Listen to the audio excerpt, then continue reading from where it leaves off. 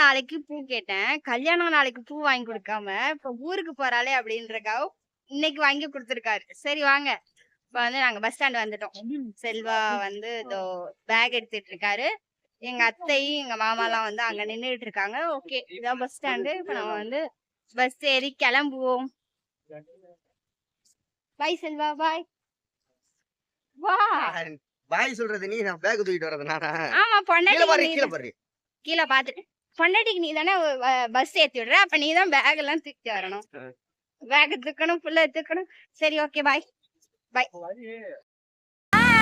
Hi friends. Selva வந்து நம்மள வந்து ஊருக்கு கூட இங்க பாருங்க, பல்லடத்துல புதுசா ஒரு தியேட்டர் கட்டிக்கிட்டு இருக்காங்க. இதான் இது. 5 தியேட்டர் இருக்குங்க உள்ள. அருணோதயம் தியேட்டர் பேரு. இப்பதான் கட்டிக்கிட்டு இருக்காங்க, இன்னும் கட்டல. இப்ப நம்ம வந்து கிளம்பிட்டோம். செல்வா வந்து நம்மள வந்து பஸ் ஏத்தி விட வராரு. நம்ம வந்து இப்ப நம்ம கடத்தூருக்கு டிராவல் பண்ணி போறோம். அதோட vlogலாம் நான் வந்து எடுப்பேன். இதோட இவரு வந்து முடிச்சிருவாரு. தர்னீஸ் 15 நாள் ஆயிடுச்சு. நிஷா வந்து இங்க எவ்வளவு நாள் ஆயிடுச்சு நிஷா? எத்தனை நாள் ஆகுது? 2 வாரம் ஆகுது. அதான் 15 நாள். 15 நாளைக்கு நல்லா செம்ம என்ஜாய் நிஷா.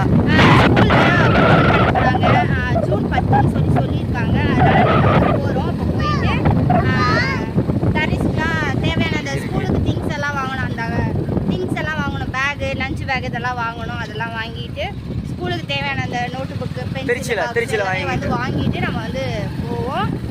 இதோட செல்வா வந்து பஸ் இனிமே எப்போ வர போறா நிஷா அப்படின்னா, காலாண்டு லீவ் விட்டா 10 days லீவ் விடுவாங்க இல்லையா, அந்த மாதிரி லீவ் விட்ட டைம்ல நம்ம வந்துட்டு போவோம். செல்வாக்கு சில திங்ஸ் எல்லாம் வாங்கி கொடுத்துருக்காரு. ஆனால் செல்வாவுக்கே தெரியாது. அதை அன்பாக்சிங் வந்து செல்வா போடுவாரான்னு. என்னது என்னடி வாங்கி வச்சிருக்க? என்னவோ வாங்கி வச்சிருக்கேன். போடுவீங்களா நம்ம வீட்டை?